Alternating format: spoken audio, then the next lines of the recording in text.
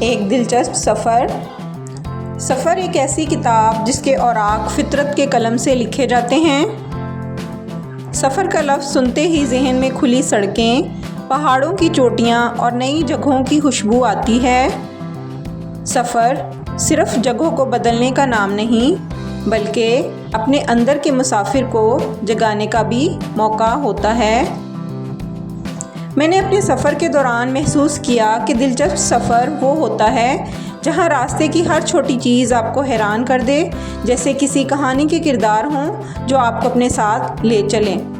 جیسے رستہ کٹتا ہے مسکراہٹوں کے کارواں سے، سفر میں ملنے والے لوگ تو مقدر ہوتے ہیں۔ گرمیوں کی جیسے ہی چھٹیاں ہوئیں تو ہم نے گاؤں جانے کا فیصلہ کیا۔ صبح سویرے امی نے مجھے جگایا اور کہا، بیٹا آج ہم گاؤں جائیں گے، اپنے کپڑے خود پیک کرو۔ اور ابو نے جب یہ بتایا کہ ہم ٹرین کا سفر کریں گے تو ہم بہت خوش ہوئے، کیونکہ اس سے پہلے ہمیں ریل گاڑی کا سفر کرنے کا موقع نہیں ملا تھا۔ ہماری سیٹیں پہلے ہی ابو مخصوص کروا چکے تھے۔ ہم جلدی تیار ہو کر ریلوے اسٹیشن پہنچ گئے۔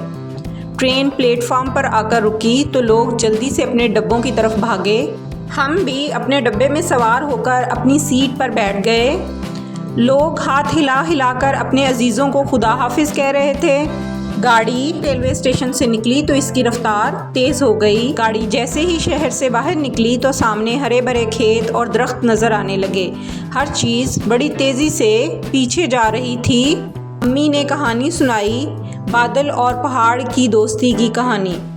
ٹرین چلی تو ہوا نے گیت گایا، امی ابو کے ساتھ سفر ہے سب سے پیارا۔ ایسا لگتا تھا کہ جیسے میں کوئی فلم دیکھ رہا ہوں۔ گاڑی کبھی دریاؤں سے گزرتی تو کبھی اونچے ٹیلے آ جاتے۔ اسی طرح ریل گاڑی کئی شہروں اور دیہاتوں سے گزرتی ہوئی کسی نہ کسی ریلوے اسٹیشن پر رکتی اور پھر آگے روانہ ہو جاتی۔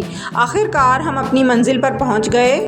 یہ سفر ہمارے لیے بہت دلچسپ اور یادگار تھا، کیونکہ اس سے پہلے میں نے کبھی ریل گاڑی کا سفر نہیں کیا تھا۔